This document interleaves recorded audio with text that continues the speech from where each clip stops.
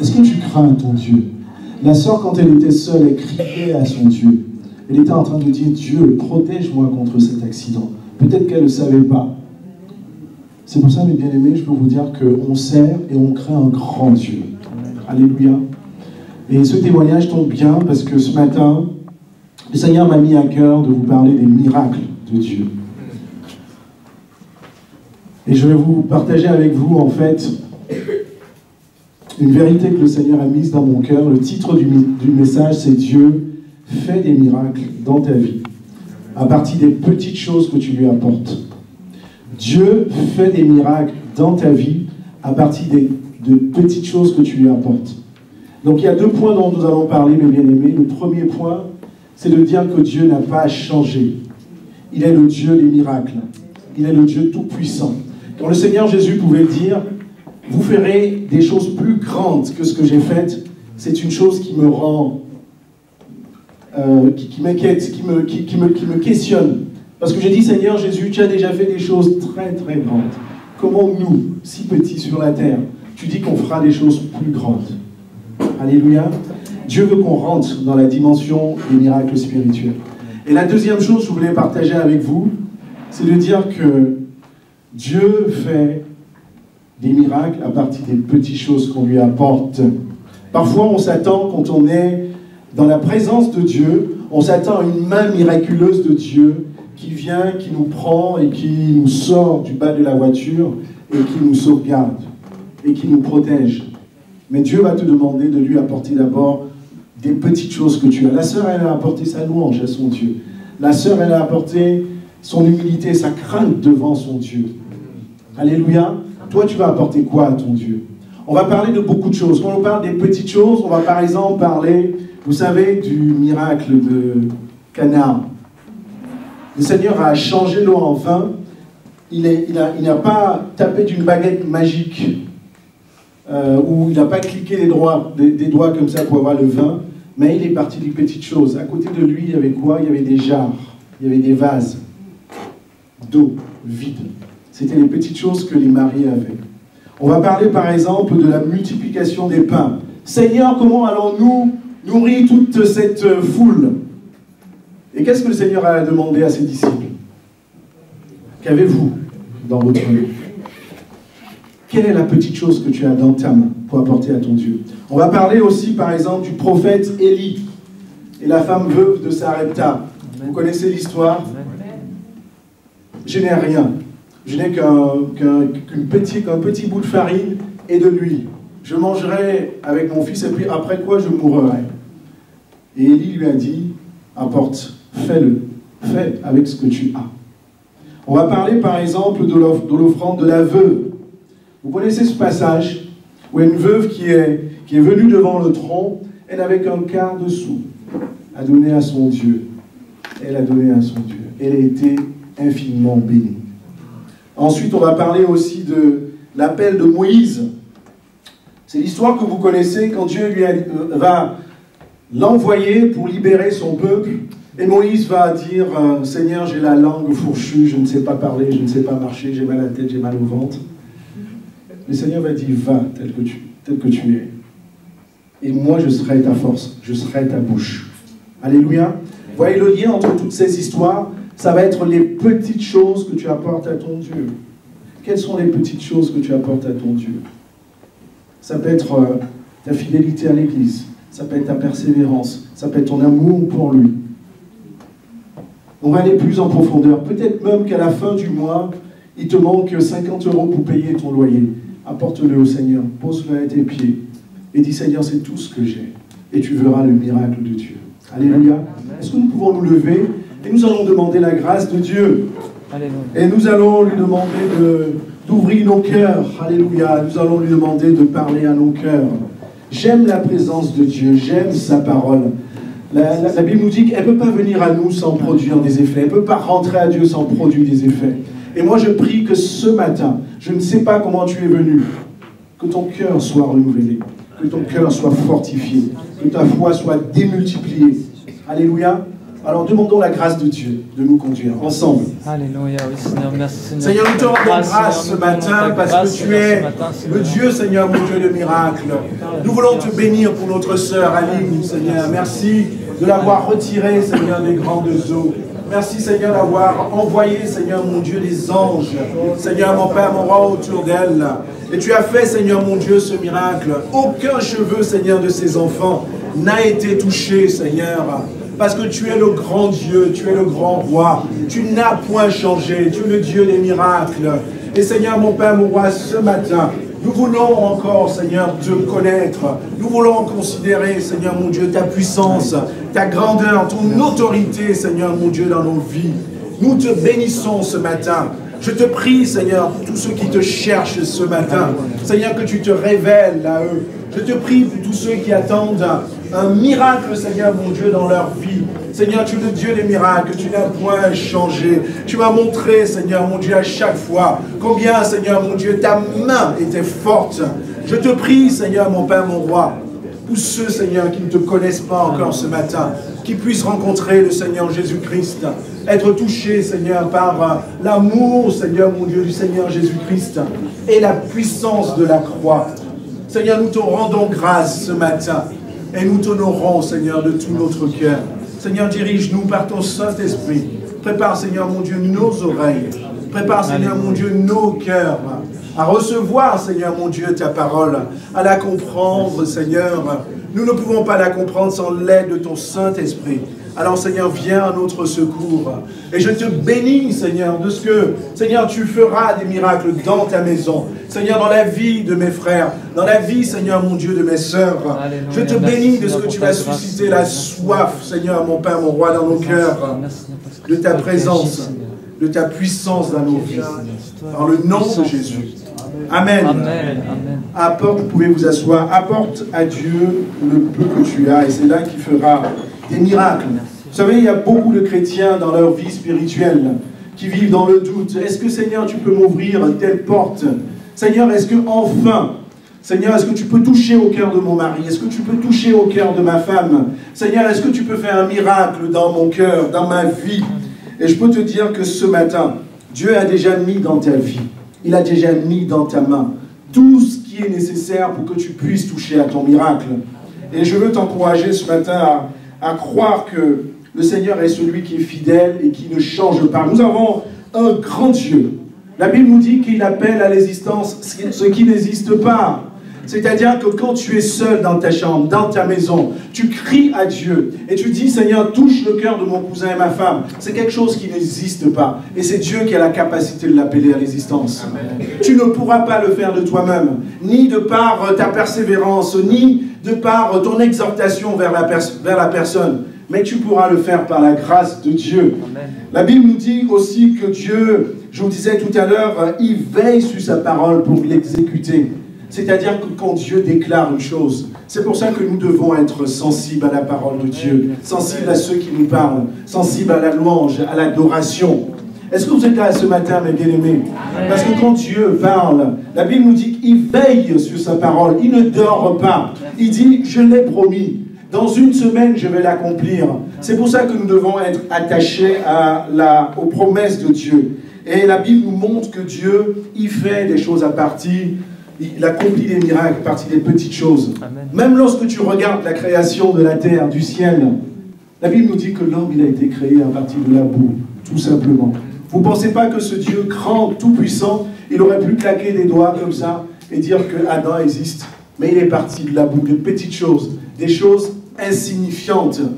Et j'interpelle ton cœur ce matin, je t'encourage, apporte les petites choses que tu peux à ton Dieu.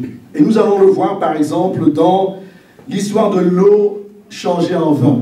Je vous disais tout à l'heure les noces de Canaan. Nous allons lire dans Jean chapitre 2, versets 1 à 7. Alléluia, que ton eau soit changée en vin ce matin. La parole de Dieu nous dit ceci.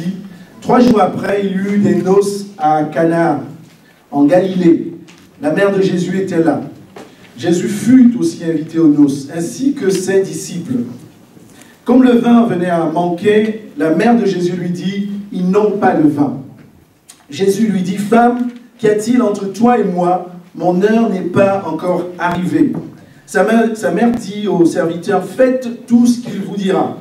Écoutez ceci, verset 6, il y avait 6 jarres de pierre destinées aux sacrificateurs des Juifs, et contenant chacune 2 ou 3 mesures. C'était des vases d'eau que les Juifs utilisaient pour se purifier. Il n'y avait que ça. Verset 7, Jésus leur dit, remplissez d'eau ces jarres. Et il les remplit jusqu'en haut. Puisez maintenant, leur dit-il, et portez-en à l'organisateur du repas. Ils lui en portèrent. Et verset 9, le miracle s'accomplissa. La Bible nous dit, l'organisateur du repas goûta l'eau changée en vin. Il ne savait pas d'où venait ce vin. Il ne savait pas d'où venait ce vin, tandis que les serviteurs qui avaient puisé l'eau le savaient. Il appela l'époux et il lui dit, tout homme sert d'abord le bon vin, puis le bon vin après qu'on s'est enivré. Toi, tu as gardé le bon vin jusqu'à présent. Il pensait que le vin existait déjà. J'aime beaucoup les mariages, vous savez ça. Vous aimez les mariages? Dans les mariages, les mariés sont beaux, le marié est beau, la mariée est belle, tout est beau, tous les invités sont beaux et belles, n'est-ce pas? Les tables sont très belles, et ainsi de suite. Et il y a une bonne ambiance. Vous rencontrez des personnes que vous n'avez pas vues depuis longtemps, et puis vous êtes joyeux de voir ces personnes. Et là, on peut imaginer que ce jour-là, au mariage de Cana, c'était pareil. Donc il y a les mariés qui étaient à un moment, et tout se passait bien, il y avait une bonne ambiance, ils avaient déjà bien mangé. Peut-être qu'ils n'étaient même pas encore au dessert. Mais à un moment donné, il y a des choses qui ont un peu changé. Parce qu'il manquait de vin. La galère, la honte. Il manquait de vin. Et moi j'imagine donc le marié qui dit à sa femme à côté, mais chérie, tu sais qu'il manque du vin. Sa femme lui a dit, mais comment ça il manque du vin? Et pourtant on avait tout calculé, on avait 110 invités. Il dit, mais oui, apparemment il manque du vin. Et sa femme lui a dit, bah, je t'avais dit de faire des réserves, mais comme tu m'écoutes jamais, tu n'as jamais fait des réserves. Et on imagine alors que c'est comme ça que ça se passe. Mais il y avait un problème. Parce que lorsque vous organisez votre mariage, il manque du vin, il manque des choses à boire. C'est quand même embêtant. Hein, vous êtes d'accord? Et je peux vous dire que Jésus et Marie étaient là, nous dit cette histoire. Et j'ai envie de te dire, quand tu organises des événements, quand tu fais des mariages, ou un événement pour toi, pense à inviter ton Seigneur Jésus. Alléluia. On ne sait jamais. Les choses peuvent se passer comme tu ne l'as pas prévu. Pense à inviter le Seigneur Jésus dans tes affaires, dans ton projet. Et là, on voit comment ça se passe parce que Jésus là, était là avec Marie. Marie, la mère donc de Jésus. Et donc Marie qui voit ce qui se passe, elle va voir son fils Jésus, il lui dit, il manque de vin. Comme si Jésus était là pour faire un miracle, pour changer l'eau en vin. Mais Jésus était là parce que, vous savez, c'est très symbolique, c'est le premier miracle de Jésus. Jésus était là.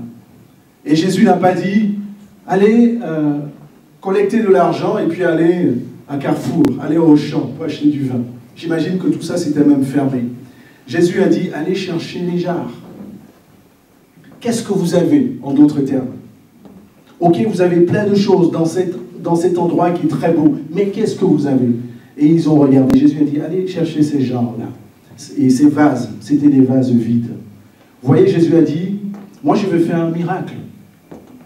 Mais je vais faire un miracle à partir de ce que vous avez. Je ne vais pas, j'ai la capacité, je suis Dieu.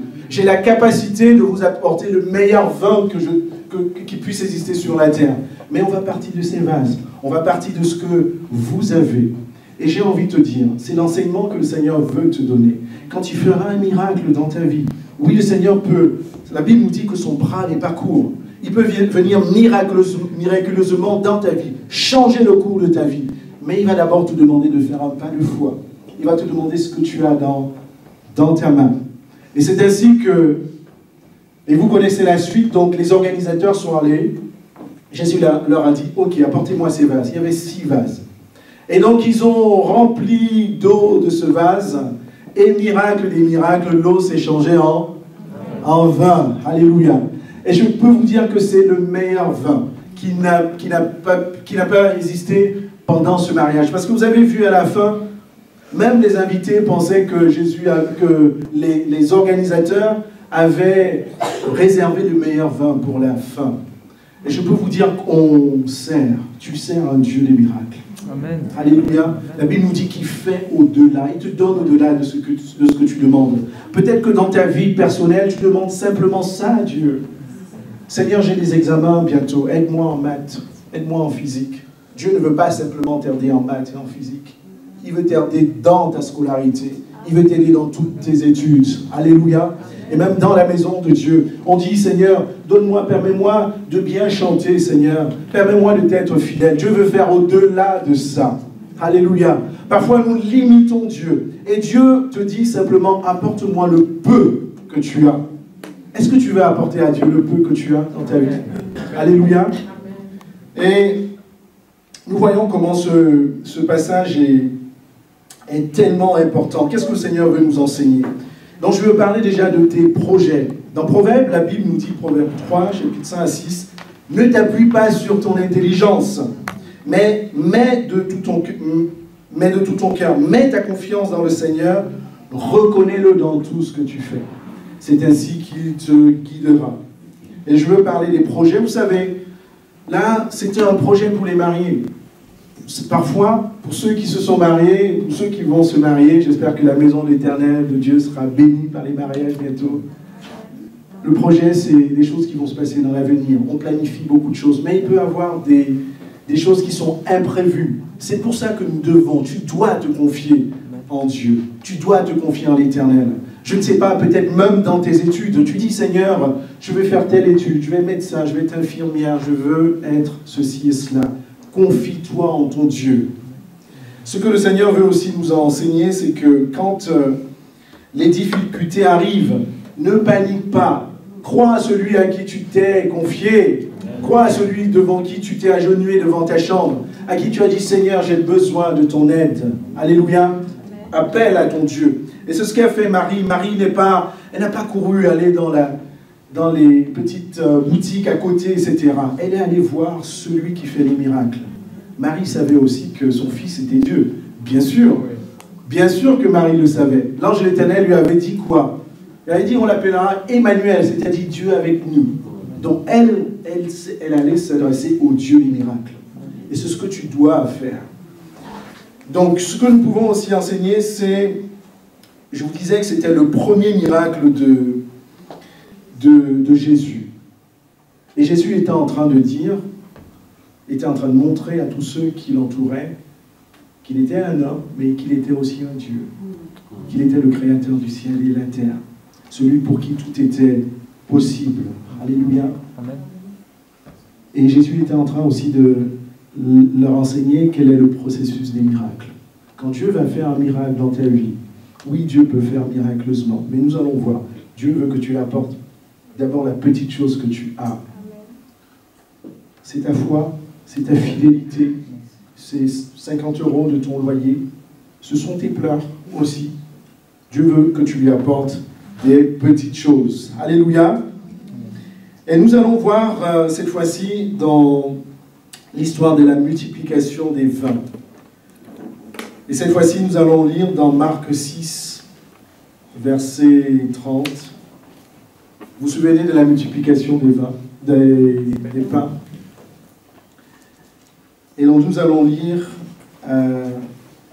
Marc 6, verset 30 à 38. Les apôtres se rassemblèrent auprès de Jésus, ils lui racontèrent tout ce qu'il avait fait et qu'ils avaient enseigné. Il leur dit, venez à l'écart dans un lieu désert et reposez-vous un peu.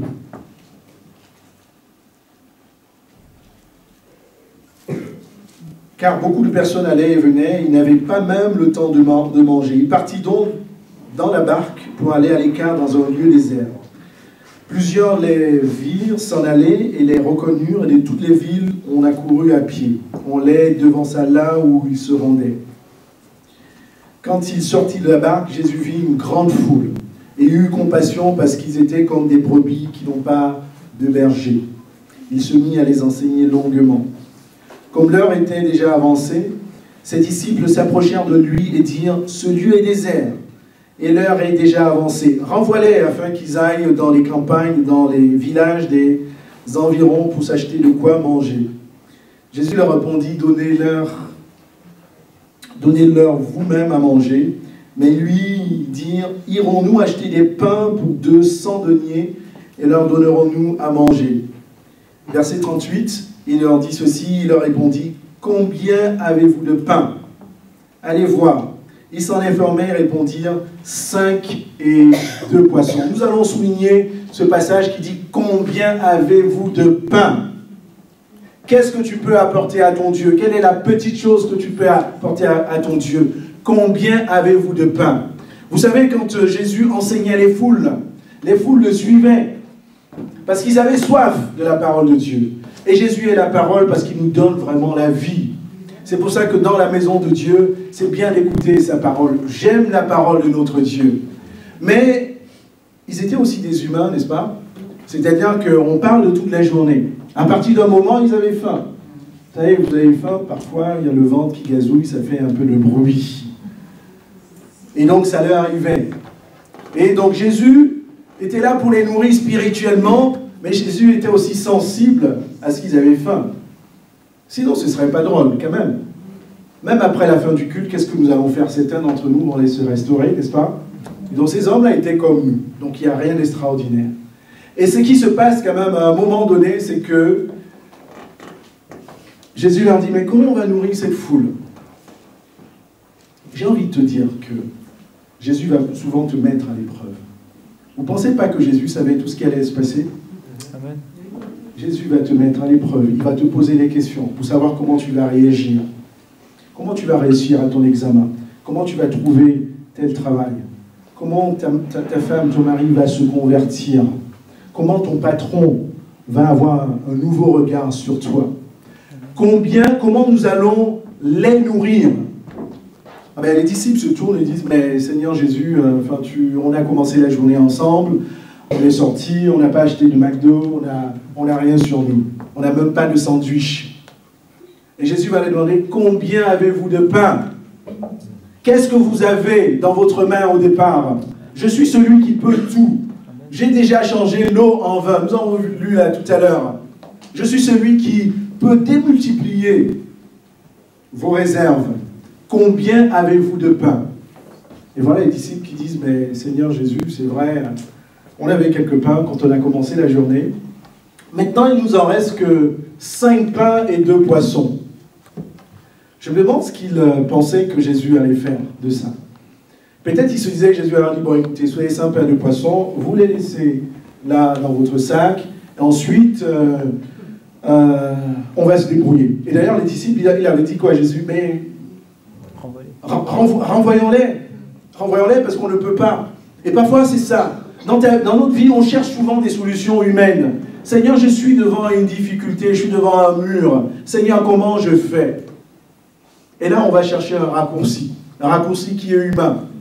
Et là, les disciples, ils connaissaient, par contre, Jésus, qui est le maître de toutes choses, le maître des miracles. Renvoyez-les. Jésus a dit, non, on va partir de vos 5 pains et 2 poissons. Je ne les renvoie pas, parce que ce sont mes créatures. Je les ai nourris spirituellement. Ils ont besoin d'être nourris également dans leur ventre. Et je suis celui qui va faire ces miracles. Jésus a dit, combien avez-vous de pain? 5 pains et 2 poissons. Le reste de l'histoire, vous la connaissez, n'est-ce pas? Parce que ces 5 pains et 2 poissons ont été démultipliés. Et il y a eu des foules et des foules qui ont été nourries. Jésus est Dieu, n'est-ce pas? Jésus est celui qui a nourri les Israélites pendant des années et des années, 40 ans. Vous pensez que ce sont ces 5000 hommes ou ces 3000 hommes qui allaient dépasser Jésus, qui allaient être au-delà des capacités de Jésus? Je peux te dire ce matin, et j'ai envie d'éveiller ta foi dans ce que tu sers et tu suis un Dieu de miracles. Le Dieu n'a pas changé. Quand on parle des miracles, on parle de Moïse, Abraham, Daniel et ainsi de suite. Il est le même Dieu des miracles, encore aujourd'hui. Et Dieu va te demander, combien as-tu dans ta main? Combien de pain tu as de poisson dans ta main? Tu es en train de préparer un examen. Le Seigneur va te dire, quelles sont les matières sur lesquelles tu as des difficultés? Quelles sont celles sur lesquelles tu as déjà commencé à travailler? Tu es en train de chercher un travail. Le Seigneur va te dire, quel est le nombre de CV que tu as déjà envoyé? Quel est le nombre d'entreprises que tu as déjà contactées? Vous Vous savez, souvent, on pense qu'on a de très petites choses dans nos mains. On limite notre Dieu. On se dit, Seigneur, tu ne peux pas intervenir parce que c'est si compliqué pour moi. J'ai déjà envoyé 15 000 CV, Seigneur, j'ai eu 15 000 mauvaises réponses. Le Seigneur va dire, combien tu as dans ta main? Alléluia. Et c'est ce que je veux partager avec vous, c'est vraiment que notre foi, je veux parler de la foi, parce qu'on ne peut pas parler de ces choses-là sans la foi. Vous savez, la foi, c'est la frontière entre ce qui est invisible, ce qui n'est pas ce qui est invisible et ce qui est visible. Ce qui est visible, c'est ce que nous voyons. Ce sont les 5 pains et les 2 poissons. Et la foi, c'est aussi la frontière entre ce qui est matériel et ce qui est immatériel. Ce qui est matériel, c'est les 5 pains et les 2 poissons. Ce qui est immatériel, c'est la puissance de Dieu. Alléluia. Et la foi, le Seigneur me l'a révélé, c'est aussi ce qui est logique de ce qui est illogique. Dieu nous a révélé des choses illogiques. Et ce matin, nous allons nous réjouir dans des choses irrationnelles. Parce qu'elles nous dépassent. Nous allons nous réjouir dans des choses irrationnelles. Et donc la foi, c'est tout ça. C'est la frontière, mon frère et ma soeur. Et je vais t'expliquer ce que le Seigneur a mis dans mon cœur. Quand le Seigneur te demande, qu'as-tu dans la main? Il est en train de te pousser à traverser cette barrière. Que tu quittes des choses visibles aux choses invisibles. C'est pour ça que le Saint-Esprit est dans nos cœurs. Afin que tu puisses voir les choses qui ne sont pas visibles de l'œil nu. Quand le Seigneur te demande, qu'est-ce que tu as dans la main? Quel est le peu de choses que tu as dans la main? C'est pour que tu puisses quitter des choses matérielles à immatérielles. La Bible nous dit que le juste vivra par la foi. Et la foi, c'est ça, mes bien-aimés. La foi, c'est ça. Que tu puisses, quel que soit ton niveau d'études, quel que soit ton niveau de rationalité, que tu puisses dire, Seigneur, ce n'est pas logique ce que tu es en train de me demander. Tu es en train de me demander de faire quoi? De nourrir 3000 hommes, 3000 femmes. Avec quoi? Avec 5 pains et 2 poissons. Ce n'est pas possible. Même si ces 5 pains, je les divise en 3000. Ça ne suffira jamais parce qu'ils mangeront des miettes.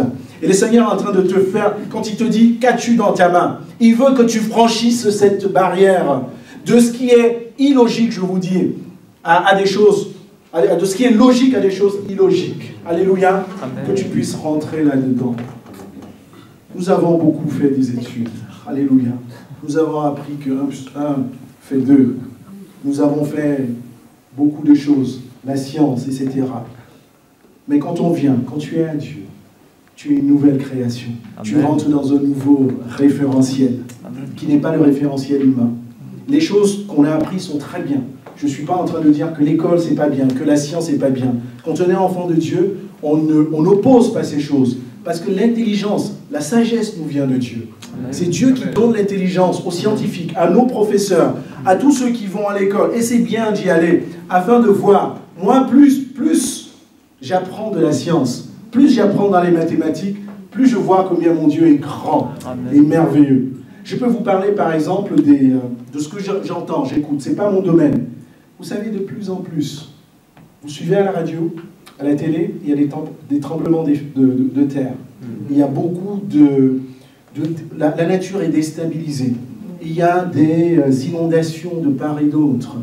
Même les scientifiques, écoutez ceci, ils commencent à avouer que les choses s'empirent de jour en jour et que les choses n'étaient pas comme elles étaient avant, qu'elles sont en train de s'accélérer. Évidemment, ces scientifiques ne vont pas dire que c'est basé sur la Bible. Mais nous qui connaissons la parole de Dieu, on sait que ce sont les événements que le Seigneur a prédits.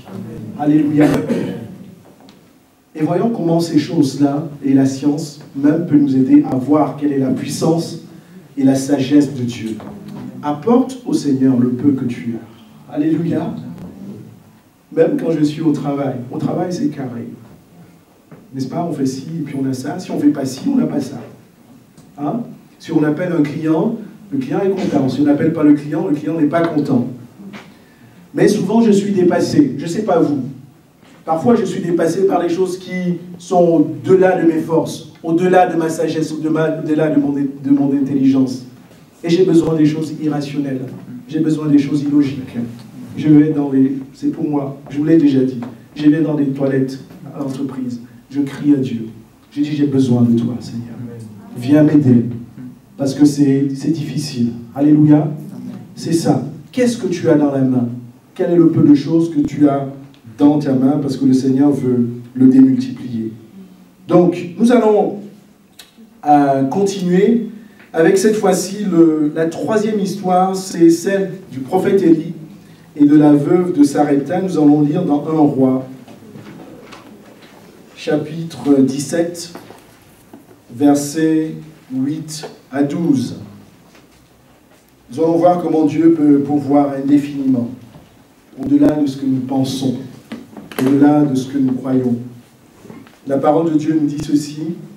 Alors la parole de l'Éternel lui fut adressée en ces mots.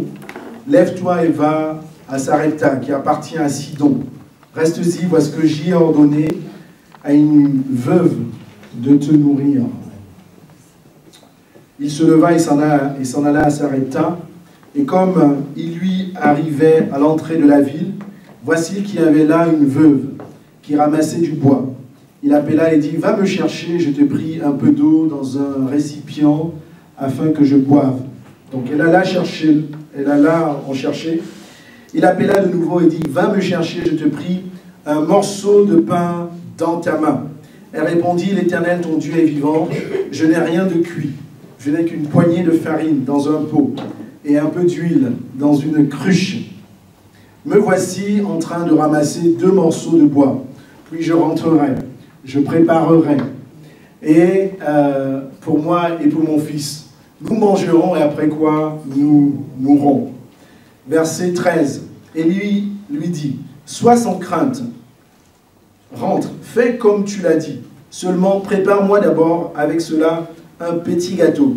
Et tu me l'apporteras et tu en feras ensuite pour toi et pour ton fils. Car ainsi parle l'Éternel, le Dieu d'Israël, le pot de farine ne s'épuisera pas, et la cruche d'huile ne se videra pas, jusqu'au jour où l'Éternel enverra la pluie sur la surface du sol. » Elle alla faire selon la parole d'Élie, et pendant longtemps, elle eut de quoi manger, elle et sa famille, ainsi que lui. Et le verset qui me touche vraiment, et le verset qui m'a toujours marqué quand je lis cette histoire, c'est « Le pot de farine ne s'épuisa pas, la cruche d'huile ne se vida pas, selon la parole que l'Éternel avait dite par l'intermédiaire d'Élie. » Le pot de farine ne se vida pas, la cruche d'huile ne se vida pas, ne s'épuisa pas. Quand j'écoute cette histoire, je ne sais pas vous, mais je dis qu'il était quand même culotté, le prophète Élie. Il voit cette femme qui est veuve, qui a un enfant. Cette femme lui dit, « Mais je n'ai rien. » Il lui dit d'abord, « Donne-moi à manger. » « Je n'ai rien. Voilà, tu vois, tu es à la maison, tu vois, je n'ai rien. » Quand même un culot, mais il a continué à remuer dans la plaie. Mais la dame lui dit, « Mais je n'ai qu'un morceau de pain, un bout de farine et un peu d'huile. » Il ne s'arrête pas là. Il ne se dit pas, enfin moi, par politesse, j'aurais dit, bon, écoute, c'est pas très grave, je vais prier, je vais demander à Dieu de me nourrir, je vais m'endormir, et demain, ça sera un autre jour. Alors, il ne fait pas ça. C'est quand même le prophète Élie. C'est un homme de Dieu, n'est-ce pas? Donc, il agit aussi par la foi. Et c'est ce à quoi le Seigneur nous appelle à vivre. Ça peut être comme ça dans ta vie, ça peut être dans la vie de ton frère ou ta sœur, où le Seigneur te pousse à le faire agir par la foi. Le prophète Élie va lui dire, va. Il dit, même pas, va me faire le pain, va me faire un gâteau. Va me faire quelque chose qui est meilleur que le pain. Pour faire un gâteau, il faut aussi un peu de sucre, il faut... Non? Faites des gâteaux, non? À la maison. Donc il insiste, va faire un gâteau. Et nous allons insister là-dessus. Parce que le prophète Élie est en train de lui dire, va faire un gâteau avec ce que tu as. Va faire un gâteau avec ce que tu as. Et Dieu te dit aussi, va, accompli par la foi, avec ce que tu as. Va voir ton patron avec ce que tu as. Va voir ton professeur avec ce que tu as. Va voir ton cousin avec ce que tu as. Même quand tu veux lui apporter ta parole. Va avec ce que tu as. Et la femme, elle a obéi. Et je peux vous dire, ce qui va te bénir, quand tu cherches les miracles de Dieu, c'est aussi l'obéissance. Parce que l'obéissance te pousse à marcher selon les ordonnances de Dieu, la puissance de Dieu. Et c'est l'obéissance qui va te faire des choses illogiques, je vous disais. Dieu va t'appeler à faire des choses auxquelles tu n'es pas appelé à faire. Amen. Parfois, je suis dans la voiture, le Seigneur me demande de lever les mains, simplement. Ou même, je vois quelqu'un passer. Le Seigneur me demande de le regarder et de prier pour la personne. Ça vous arrive, non? Nous devons... Le chrétien marche par l'esprit. Le Seigneur peut te pousser à faire. Je reçois... Alors, dans mon travail, je fais... Pour faire simple, on traite des appels d'offres. Et parfois, je reçois. Le Seigneur me dit, appose la main, ça peut être sur l'ordinateur, avant de les traiter. J'appelle ni personne à gauche, ni personne à droite. J'appose la main. C'est tellement irrationnel, mes bien-aimés, dans ce monde rationnel. Mais je sais ce que je fais, parce que je sais ce qui je compte. Je sais ce qui je m'appuie. Je lui apporte le peu de choses que j'ai à ce moment-là. Je lui apporte le peu de foi, le peu de confiance que je peux avoir. Et donc, c'est Élie qui lui disait ceci, donc on va me faire un petit bout de gâteau. Et elle a fait. Elle savait qu'elle allait vider son pot de farine, vider sa bouteille d'huile. Mais elle a fait. Elle a porté le peu, elle a terminé son peu là. Et c'est ce que Dieu va t'appeler aussi à faire. Alléluia. Amen. Et je suis tellement marqué par ce dernier passage. Amen. Parce que notre Dieu est fidèle, il est bon, il est le Dieu des miracles. Parce que la Bible nous dit que le pot de farine ne s'épuisa pas. Alléluia, la cruche d'huile ne s'épuisa pas. Et c'est ce qui va se passer dans ta vie, mon frère, ma soeur. Quand tu apporteras le peu. Ça peut être, Seigneur, j'ai 50 €. J'ai déjà payé l'eau, l'électricité. Le prix du gaz a augmenté, ainsi de suite. Seigneur, je n'ai pas encore payé le loyer. Il va te dire, apporte ce que tu as. Il faudra que par la foi, tu apportes au Seigneur ce que tu as. Alléluia. Et le Seigneur va t'aider. Je ne sais pas comment. Mais j'ai déjà eu des témoignages.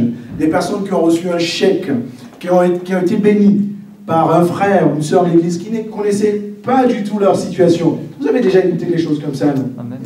Et donc, c'est comme ça que le Seigneur agit, parce qu'il part des petites choses qu'on a. Alléluia.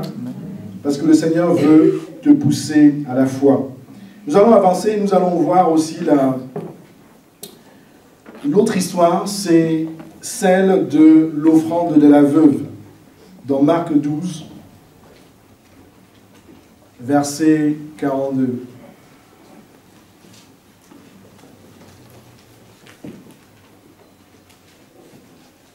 Alors oui, c'est l'autre page.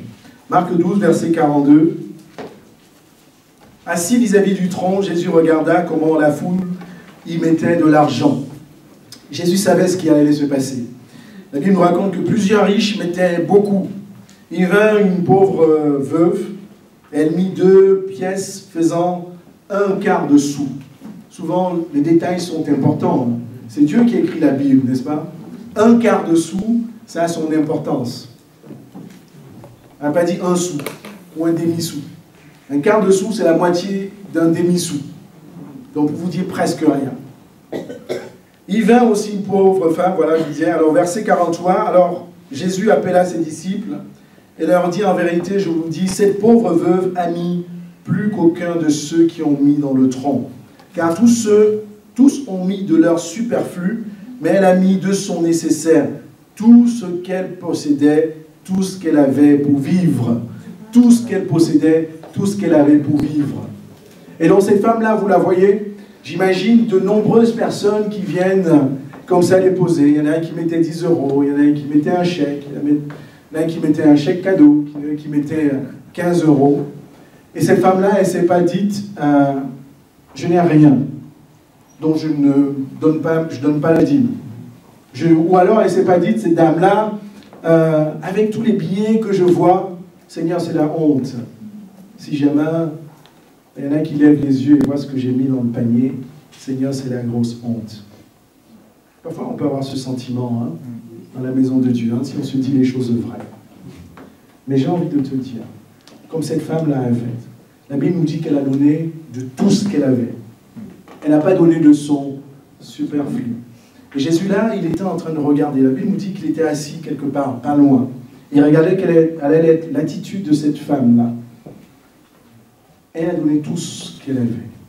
Et je peux vous dire, la Bible ne nous raconte pas l'histoire, mais c'est Dieu qui en donne la conclusion, car la Bible nous dit que cette pauvre veuve, elle a donné de tout ce qu'elle avait, et la Bible est en train de nous dire qu'elle a mis finalement plus que tout ce qui avait donné, n'est-ce pas?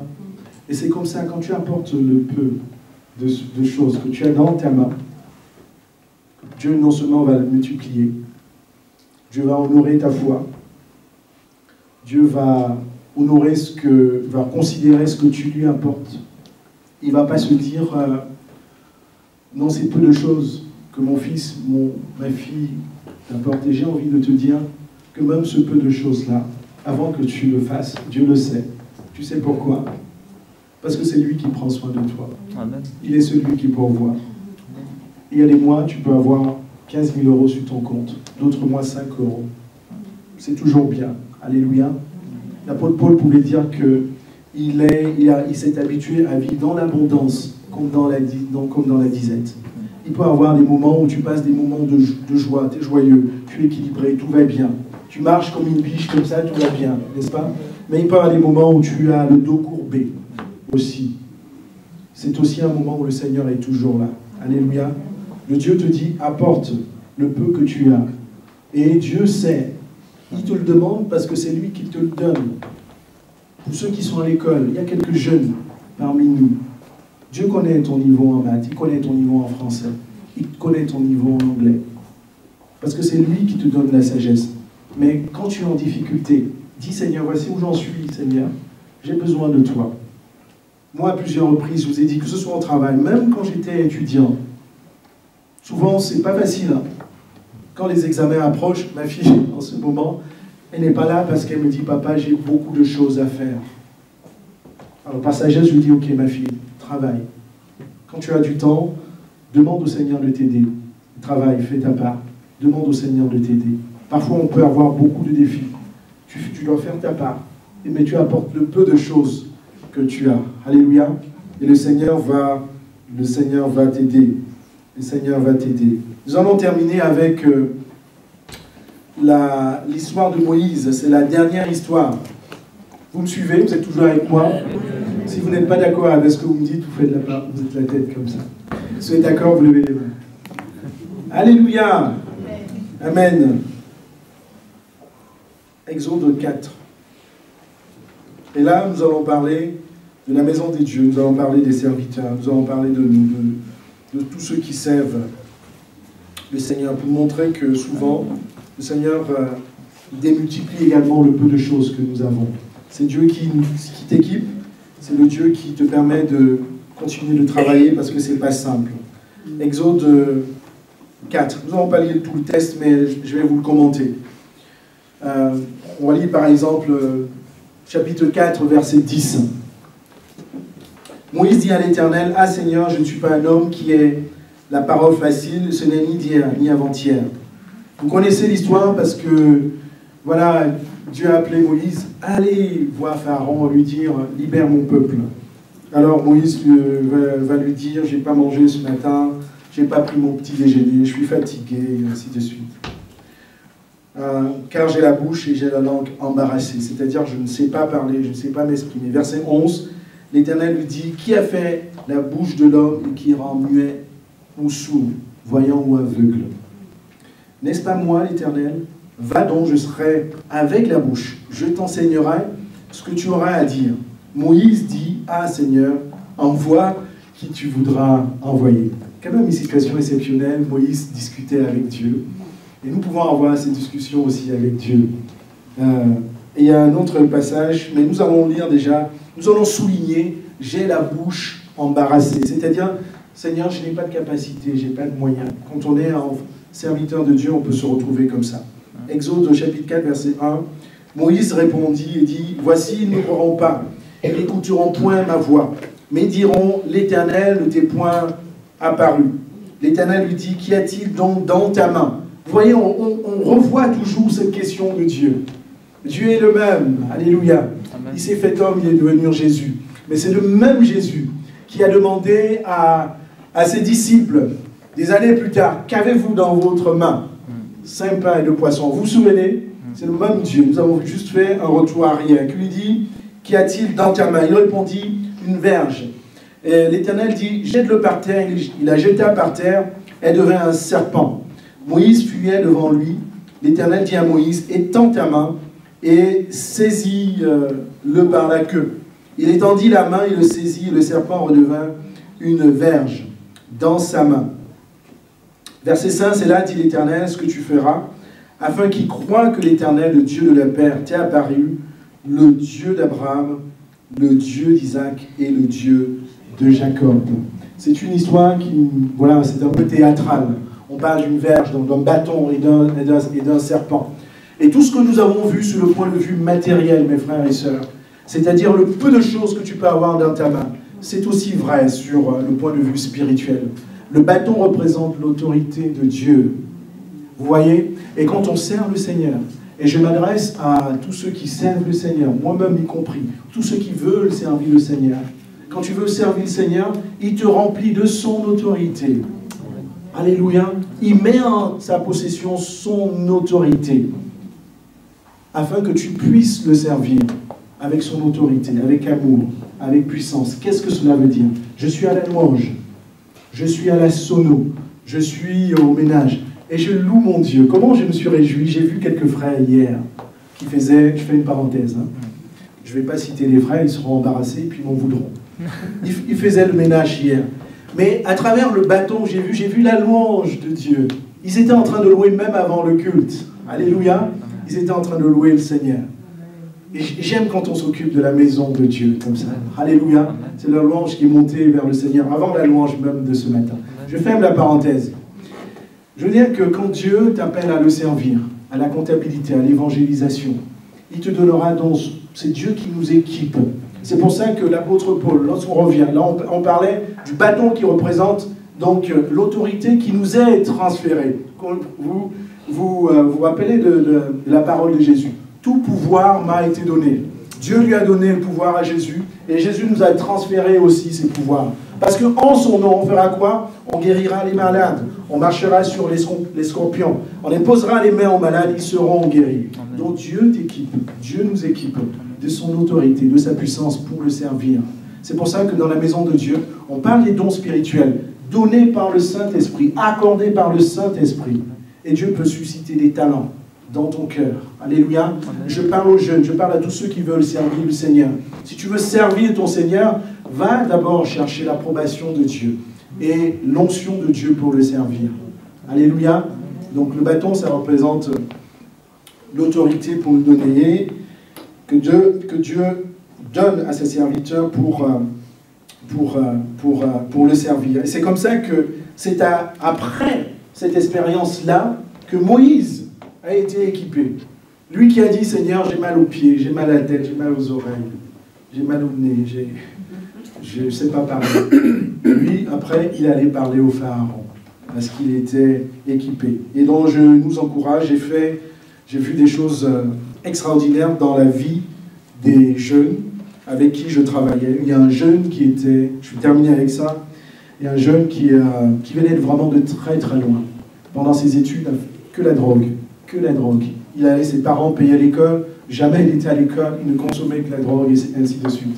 Mais comme Dieu est bon et merveilleux, Dieu avait mis le même frère de l'église dans son école. Non seulement dans son école, mais dans son réfectoire.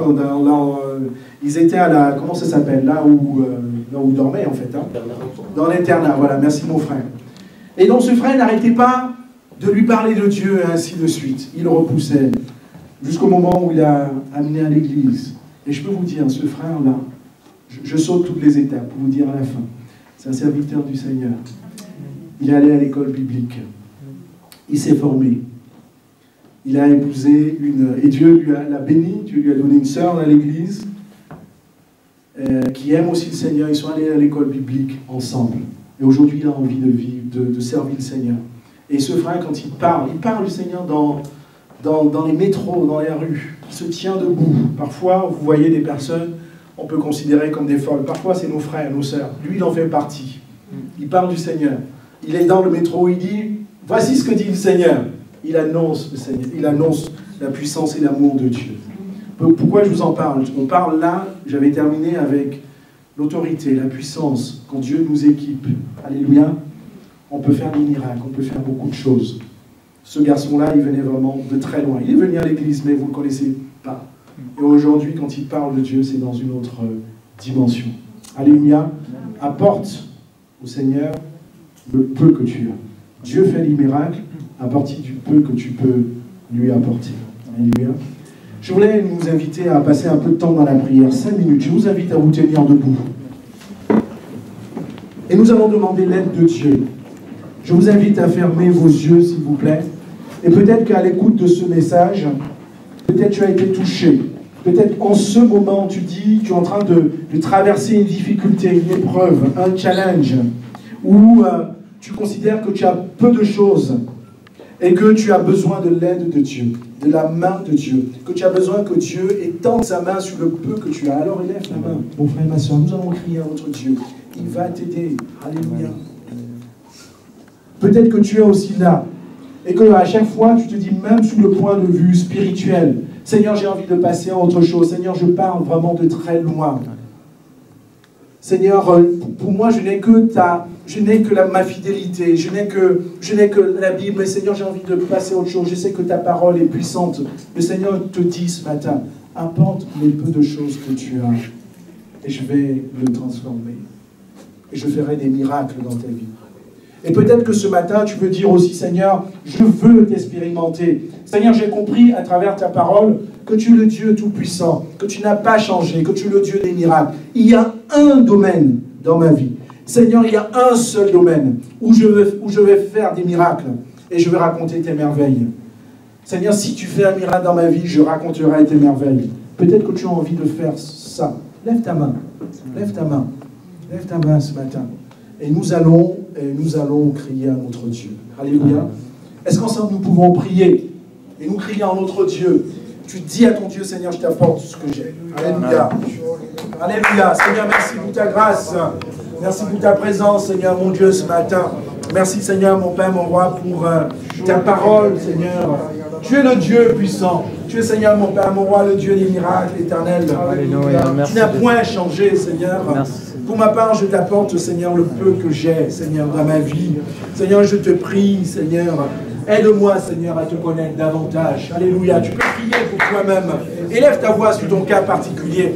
Attends-toi à ton Dieu, parce qu'il n'a pas changé. Alléluia. Seigneur, mon désir, c'est de connaître, Seigneur, mon Dieu, davantage. Connaître, Seigneur, mon Dieu, les mystères, Seigneur, mon Père, mon Roi, de ta parole. Mon désir, Seigneur, je t'apporte le peu de connaissances que j'ai. Je t'apporte, Seigneur, mon Dieu, le peu de connaissances que j'ai dans ta parole. Je veux, Seigneur, me réjouir dans ta parole. Je veux, Seigneur, mon Dieu, la connaître. Je veux, Seigneur, mon Dieu, connaître, Seigneur, mon Père, mon Roi, les mystères de ta parole, grandir dans la connaissance, Seigneur, mon Dieu, de ta volonté. Seigneur, je te prie, prends le peu, Seigneur, mon Dieu, que j'ai. Je te demande par le nom puissant du Seigneur Jésus-Christ. Seigneur, aide-moi, éternel, mon Père, mon Roi, par le nom de Jésus-Christ, par le nom de Jésus. Et peut-être que par la foi, je vais te demander de venir devant. Simplement, dépêche-toi. Fais comme cette veuve qui allait devant le tronc. Et dis, Seigneur, c'est mon pas de foi que je fais. Viens devant, mon frère et ma soeur. Nous allons prier encore 1 minute, 2 minutes avec toi.